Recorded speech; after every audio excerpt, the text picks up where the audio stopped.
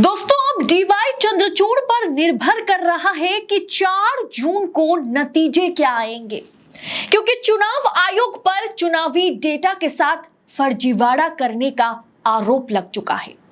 क्या 190 सीटों पर करोड़ों वोट बढ़ाए गए जानबूझकर? मतदान के दिन डाले गए वोट और 7 से 10 दिन बाद जारी किए जा रहे वोटर टर्नआउट डेटा में 10, 12 यहां तक कि 25% की बढ़ोतरी देखी जा रही है और ये सवाल पैदा करता है, ये हैरान करता है ये रिपोर्ट। क्या चुनाव आयोग 4 जून के नतीजे को पलटने की कोशिश कर रहा है? चुनाव आयोग पर फिर एक बार भड़के सीजीआई डीवाई चंद्रचूड़। आखिर चुनावी डेटा जारी करने में इतना वक्त क्यों लग रहा है? क्यों 48 दिन के भीतर जो है चुनाव आयोग फॉर्म 17C को जारी नहीं कर सकता? यह सवाल डीवाई चंद्रचूड़ ने चुनाव आयोग से पूछ लिया। क्या फॉर्म 17C की जानकारी देने से चुनाव आयोग बच रहा है? क्यों बच रहा है? वोटर टर्नआउट डेटा का मामला सुप्रीम कोर्ट पहुंच गया है। खुद सीजीआई चंद्रचूड़ इस मामले को 24 मई को सुनेंगे और इसी पर निर्भर कर रहा है, जिससे मैंने आपसे कहा कि 4 जून को नतीजे क्या आएंगे।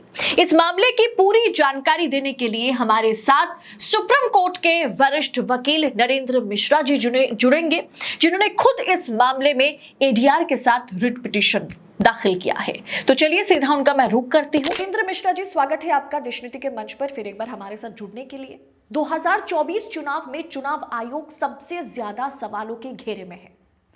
एडीआर की याचिका पर सुप्रीम कोर्ट में, यानी वोटर टर्नआउट डेटा पर सुप्रीम कोर्ट में अब चुनाव आयोग को जो है 24 मई को जवाब देना है, इस पर सुनवाई होनी है।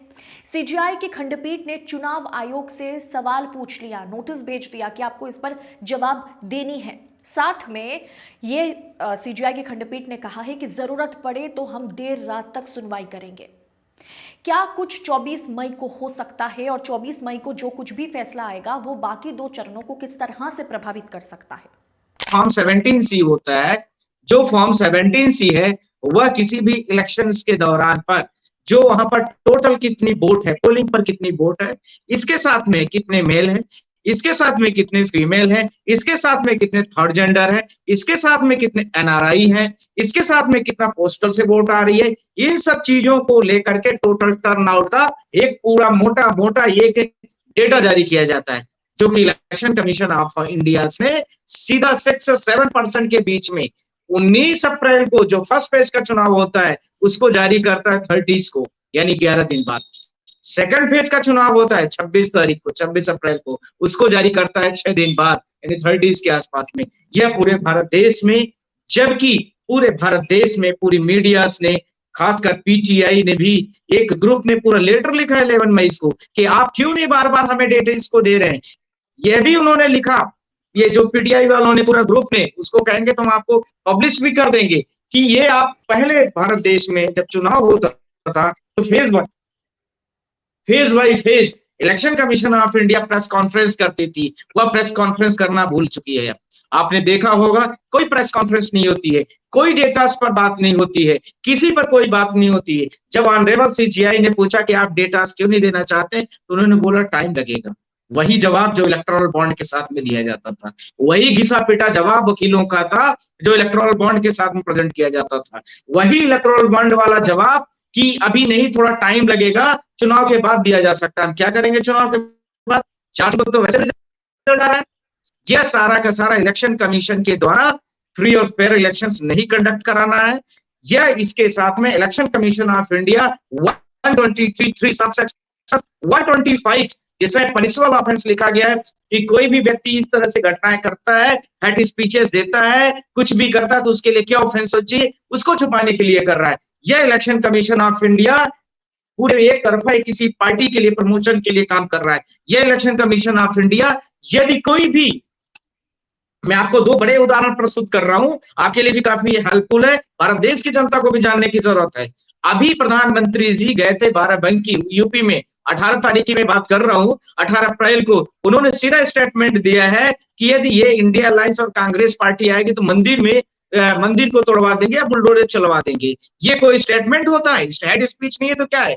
इसी प्रकार से आप देखेंगे कि अमित शाह जी जाते हैं झांसी या बांदा में कहीं गए हैं, वहां पर उन्होंने हेड स्पीच दिया है कि यह जो मंदिर बनाने वाले और मंदिर को तोड़ने वाले के बीच में चल रहा है। ये क्या है? ये तमाशा है पूरे देश में। आपके पास nothing point to be mention by the election commission of India. What is the standard, what is the MCC model of code of conduct, what is the perimeters of the elections? कुछ भी नहीं है, nothing is there.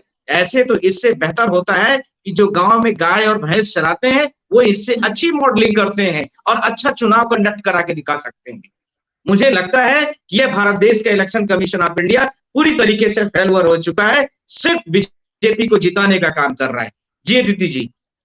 Narendra जी, कल ही Kolkata high court के जो chief justice है सब्यसाची भट्टाचार्य ने एक बड़ी टिप्पणी की। उन्होंने कहा कि जैसे आपने कहा कि चुनाव आयोग फेल है, वहां पर ममता सरकार के खिलाफ जिस तरह की ऊंची टिप्पणी बीजे भारतीय जनता पार्टी करती हुई नजर आई, या जिस तरह की एडवर्टाइजमेंट चलाई जा रही थी बंगाल में, उस पर जो है कहीं ना कहीं कोलकाता हाईकोर्ट ने उस पर स्टे लगाया और बड़ी टिप्पणी कर दी। और ये कहीं ना कहीं सबके लिए एक नजीर बना और चुनाव आयोग पर एक जोर का तमाचा। इसके अलावा आप इसे किस तरह से देखते हैं? क्या सुप्रीम कोर्ट को भी इसमें सुओ मोटे के तहत इंटरवीन करने की जरूरत है, जिस तरह से एक पक्ष के तौर पर चुनाव आयोग काम करता हुआ नजर आ रहा है? दीदी जी, मैं एक आज आईए फाइल कर रहा हूं, बन गई लगभग। इसमें ये सारे ग्राउंड से मैं रेज कर रहा हूं। मैं आपके माध्यम से बोलना चाहता हूं कि जो ऑनरेबल हाई कोर्ट कलकत्ता ने कल स्टेटमेंट दिया है, अभी तक बीजेपी ने बिना किसी आइडेंटिफाइड किए हुए किसी भी पार्टी का मतलब वहां तृणमूल कांग्रेस को उन्होंने बोला कि ये भाजपा का अपमानजनक कुछ शब्द ऐसा है उनका जो है, तो ये वो दुष्प्रचार कर रहे हैं। दूसरा उन्होंने बोला कि ये जो भ्रष्टाचार का मूल कारण इनको ममता बनर्जी को या टीएमसी को बताया गया, सनातन विरोधी बताया गया। तो ये सारे चीजें, जबकि ये अनआइडेंटिफाइड थे सारे डेटा, यानी कुछ भी इनके पास डेटा ऐसे नहीं थे, सिर्फ हवा में तीर चला जा रहा था। जैसे दिल्ली में सब जगह पेपर पंपलेट छपते हैं, आप देखें बड़ी बड़ी होर्डिंग लगी हुई है। किस तरह से इंडिया अलायंस के लोगों को डिफेम करना है, किस तरह से बदनाम करना है, ये सारी चीजें बीजेपी करती है। कोर्ट ने बोला 4-5 पॉइंट्स बहुत इंपॉर्टेंट है। कोर्ट ने पहला पॉइंट जिस पे ऑर्डर दिया गया, उन्होंने बोला दिस इज अनवेरिफाइड डेटा। ये अनवेरिफाइड आपने जो बोला है तो बोला है। और number 2, BJP is the publishing advertising is the totally wrong, ये गलत है। जो कि आइडेंटिफाइड था विदाउट एविडेंसेस है। 66 जो हमारा सब सेक्शंस है, एक इलेक्ट्रॉनिक एविडेंस इसका आप देखेंगे, आईटी एक्ट है 2002 का, उसके आधार पर आप देखिए इन सारी चीजों को। 66 जो है उसमें पर्सनल एफिडेविट देना पड़ता है और इस एफिडेविट के साथ में दिया जाता है कि यह जो हमारे साथ में डॉक्यूमेंटेशन की जा रही है ये पूरी तरीके से क्लियर है और हम एफिडेविट दे रहे हैं कि ये जो मैं प्रस्तुत कर रहा हूं वो सारी चीजें सही हैं। यह इलेक्शन कमीशन ऑफ इंडिया और बीजेपी ने कहीं भी करता हुआ नहीं दिखा। जिसकी टीएमसी ने इलेक्शन कमीशन ऑफ इंडिया के पास में जाकर कई बार आवेदन दिया और उसने कोई भी सुनवाई नहीं किया टाइम बॉन्ड मैनर्स में। अब तो 4 जून को चुनाव ही खत्म हो रहा है, 2 जून को, फिर उसके बाद आप क्या करोगे? इसके साथ नेक्स्ट यह भी बोला ऑनरेबल हाई कोर्ट ने कि तय सीमा में चुनाव आयोग पूरी तरीके से विफल रही है। यह पूरे भारत देश में दिख रहा है। वेस्ट बंगाल तो एक छोटा सा पार्ट हो गया, पूरे भारत देश में लगभग 30 राज्यों में चुनाव हो रहा है और बहुत सारे केंद्र शासितों में हो रहा है। ये सारी चीजों को लेकर के पूरी तरीके से कंप्लीट फेल है, यह मैं भी कह रहा हूं, पहले से भी हम लोग कह रहे थे। इसी के साथ में व्यक्तिगत हमला करना, आर्टिकल ध्यान रखने की जरूरत है। आर्टिकल 19(1)(a) में कहीं भी फ्रीडम ऑफ एक्सप्रेशन में नहीं दिया गया है। आप व्यक्तिगत हमला कर रहे हैं, किसी व्यक्ति विशेष को आपने बिल्कुल टारगेट करके बात कर रहे, जैसे राहुल जी को कुछ भी बोल देना, इंडिया अलायंस के बहुत सारे बड़े बड़े नेताओं को कुछ भी बोल देना, यह सब पूरी तरीके से, जबकि इनके इंटेलेक्चुअल पावर पर बात की जाए तो कहीं पर नहीं डिबेट पर आ सकते हैं, न तो ये कहीं पर बात कर सकते हैं, उनके सामने 1 मिनट भी नहीं टिक सकते हैं। राहुल जी के इंटेलेक्चुअल पावर की मैं बात कर रहा हूं।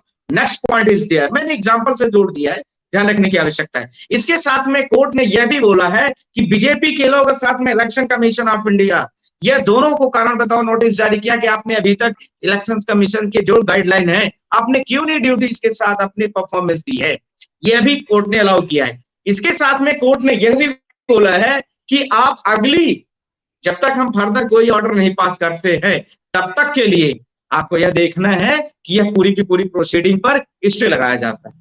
पर यह भी दुख की बात नहीं थी, यह कोर्ट ने एग्जाम्पल किया है हमें। और इसके साथ में 4 पॉइंट मैं आपको और बताना चाहता हूं। इंडियन अलायंस के यदि कोई भी व्यक्ति कुछ भी बोल देता है।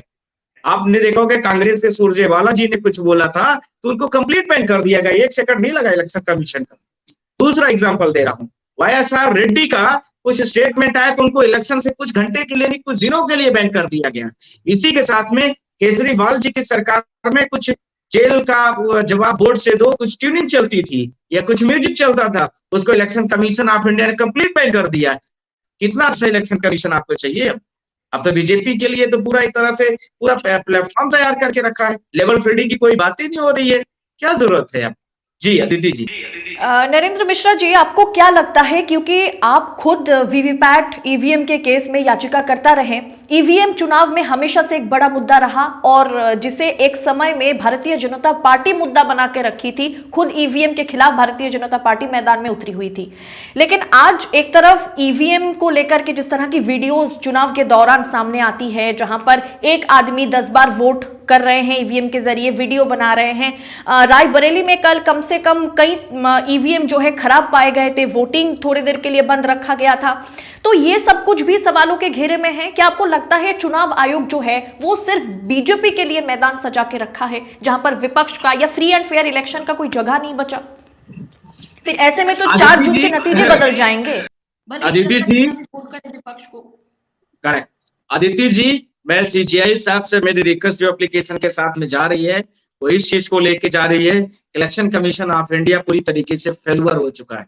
इसलिए सुप्रीम कोर्ट के honourable chief justice of India जो लास्ट के 2 फेज के चुनाव बच रहे हैं वो अपने अंडर में कैलकुलेट करे, और इसके साथ में यह जो कि बोर्ड की काउंटिंग भी होने वाली है, इसमें ईवीएम और वीवीपैट की जो काउंटिंग 5% की होती है वो लास्ट में इलेक्शन कमीशन ऑफ इंडिया करती है। जब ये डिक्लेयर हो जाता है कि फला व्यक्ति जीत गया, फला व्यक्ति हार गया, तो सारे भाग जाते हैं लगभग कैंडिडेट। जो विनर होता है वो लगभग बैठा रहता है। ये सारी चीजों के साथ में ऑनरेबल सीजीआई के पास में पहुंच रहा हूँ, पर ग्राउंड्स में थोड़ा आपके सामने प्रस्तुत कर देता हूँ। आप देखेंगे बहुत सारे डिसेबल्ड पर्सन, बहुत सारे जो 80 ईयर्स के बाद के हैं, वो सारे लोगों के वोट्स कॉस्ट कराने के लिए इलेक्शन कमीशन ऑफ इंडिया ने क्या किया है कि लोगों को अपने एजेंडों को भेजती है और वो लोग जाते हैं वोट इंश्योर करते हैं, वोट कास्ट करा के आते हैं घर से आके। वो जो बॉक्स आती है, ना तो बॉक्स में लॉक लगा होता है प्रॉपर, न तो वो चाबी होती है, न तो इलेक्शन कमीशन का जो कुछ प्रॉपर ऐसा सिंबोलिज्म हो वो भी नहीं होता है। वो सिर्फ लेके जाते हैं, वहां वोट डलवाए आपका, और हो सकता है कि पेटी पीछे बदल ली जाती है, और हो सकता है कि बैलेट भी एक्स्ट्रा तरीके से डाल के वोट इंश्योर कर देते हो। ये बहुत बड़ा इशू है, पूरे भारत देश में दिख रहा है। ये हमारे पास बहुत सारे वीडियो लोगों ने भेजा हुआ है। पॉइंट नंबर 1 है। पॉइंट नंबर 2 जो आपने बोला, कल यूपी के परसों की बात है, एटा एक डिस्ट्रिक्ट है यूपी में, अखिलेश यादव का ट्वीट आया मेरे पास कि मतलब जो भी है, उन्होंने भेजा कि 8 बार एक व्यक्ति ने वोट डाला हुआ है। With in second same time पर सेम इंटरवल पर वो व्यक्ति खड़ा है। आप देखिए पोलिंग पर बटन दबाया जा रहा है, 8 बार उसकी वोट और किसको जा रही है? बीजेपी को जा रही है, इंश्योर कर रहा है। पर ये बात यह इससे तो ज्यादा महत्वपूर्ण थी कि क्या किस व्यक्ति ने इसको परमिशन दिया था कि 8 बार वोट करे वहां पर? जाहिर सी बात है प्रोसाइडिंग ऑफिसर ने किया है, जाहिर सी बात है कि वहां के जितने लोग बैठे थे वो सारे लोगों ने अलाउ किया है, जाहिर सी बात है कि उस व्यक्ति को 8 वोट डालने के लिए 8 से 17 सेकंड का एक व्यक्ति के लिए टाइम डिफाइन है। इलेक्शन कमीशन सुप्रीम कोर्ट में जिस दिन आया था उसने सारी चीजों को बोला है, 17 सेकंड के आसपास में एक व्यक्ति को वोट डालने के लिए टाइम चाहिए। 17 सेकंड से आप 8 का मल्टीप्लाई कर दीजिए, आपको खुद पता चल जाएगा। 1.5 से 2 मिनट या 3 मिनट तक वो खड़ा रहा वहां, वो कौन किसने बोला है। अब इसके साथ में चौथा पॉइंट, उसको वीडियो बनाने की परमिशन किसने दी? क्योंकि यंग था वो, एंजॉय करने के लिए वीडियो बनाया, वीडियो सोशल मीडिया में वायरल हो गई, अपलोड कर दिया उसने, जानबूझ के किया। तब ये बात का खुलासा हुआ। सवाल यह है कि पूरे भारत देश की सारे के सारे इलेक्शन में हर पोलिंग लेवल पर इसी तरह से प्रॉब्लम हो रही है। इसलिए हम ऑनरेबल चीफ जस्टिस से इसके लिए रिक्वेस्ट करने जा रहे हैं, या लगभग वो तैयार हो गई सारी चीजें, अभी हम कुछ टाइम पर पब्लिक डोमेन में भी कर देंगे। ये इसी के साथ में मैं आपसे यह भी बोलना चाहता हूँ, ये जिस तरीके से इलेक्शन कमीशन ऑफ इंडिया किसी भी भारत देश के इतिहास में इस प्रकार से कम हम IAS का इंटरव्यू लेते हैं UPSC का बच्चों का, हमने तो कभी नहीं देखा। इतना घटिया लेवल का, इतना गिरा हुआ स्तर का हो जाए इलेक्शन कमीशन ऑफ इंडिया, मेरे बस में तो कम से कम नहीं था। ऑनरेबल CGI से मेरी यही सुनवाई रिक्वेस्ट होगा, निवेदन होगा, या फिर मैं लेटर तैयार करके कि इसको जल्दी से जल्दी, चाहे आज सुन ले, चाहे कल सुन ले या परसों सुने, पर एक गाइडलाइन तत्काल जारी करे जिसमें 5 बिंदु होंगे। पहला होगा पॉइंट नंबर 1, प्रेयर में कि जितनी ईवीएम वीवीपैट है उनको पहले ही 5% की काउंटिंग करवाई जाए, पहला। दूसरा, जितने भी ये जो वोट कास्ट करके लेके आ रहे हैं विकलांगों का, ये सारे लोगों का, उनके साथ में क्या आइडेंटिटी था, उसको फिर से दोबारा काउंट करवाया जाए, दोबारा उसको फिर से किया जाए।